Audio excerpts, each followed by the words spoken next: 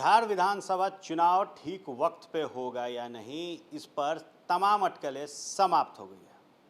चुनाव आयोग ने जानकारी दे दी है कि सही समय पर चुनाव होगा और इस बात की पुष्टि जो है वो चुनाव आयोग के आयुक्त ने की है।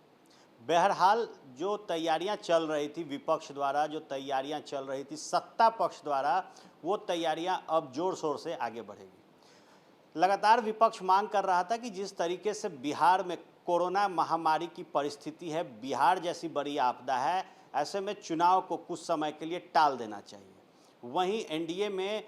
बीजेपी चुप नज़र आ रही थी, लेकिन लगातार जो बयान जेडीयू खेमे से निकल कर आ रहे थे वो चौंकाने वाले थे। जेडीयू ने अमेरिका का हवाला दिया, जेडीयू ने श्रीलंका का हवाला दिया और कहा कि ऐसे हालात में जब इन देश में चुनाव हो सकते हैं तो फिर बिहार में क्यों नहीं। बहरहाल अब जेडीयू के लिए खुशखबरी है और चिराग पासवान जो लगातार कह रहे थे कि हालात इस वक्त ठीक नहीं हैं, जो महामारी है उससे पहले लोगों को निजात मिलना चाहिए, लोगों की जो समस्या है वो पहले दूर हो, बाद में चुनाव होते रहेंगे। और इसी सूर में कहीं ना कहीं नेता प्रतिपक्ष तेजस्वी यादव भी नज़र आ रहे थे चुनाव न होने के पक्ष में। अब बड़ी समस्या ये है कि इतनी बड़ी आपदा के बीच चुनाव होगा कैसे। इसको लेकर पहले ही सारे राजनीतिक दलों से चुनाव आयोग ने राय मांगा था और ये राय जो था 31 जुलाई तक का है,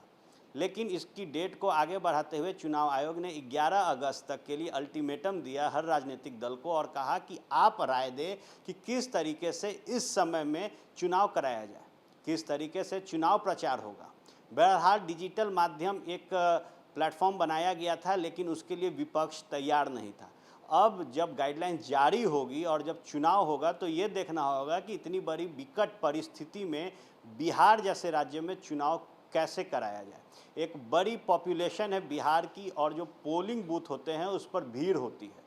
जो ईवीएम मशीन होते हैं वो हर एक व्यक्ति बारीकी से उसी को यूज़ करते हैं, तो एक बड़ा चैलेंज है। और जब चुनाव आयोग ने सारे राजनीतिक दलों से कहा था कि आप राय दें, उस समय कई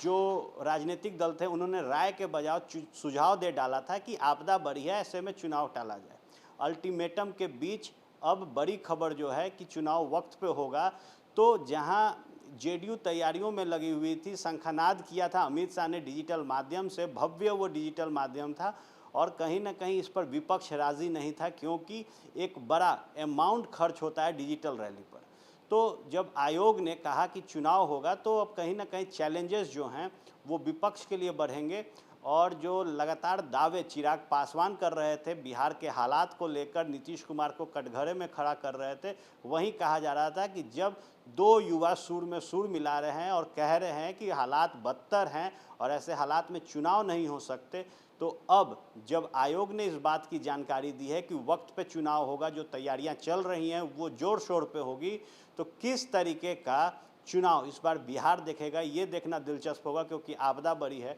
और चैलेंजेस जो हैं वो सबसे बड़े आपदा में हैं। बने रहे आप फर्स्ट बिहार झारखंड के साथ। धन्यवाद।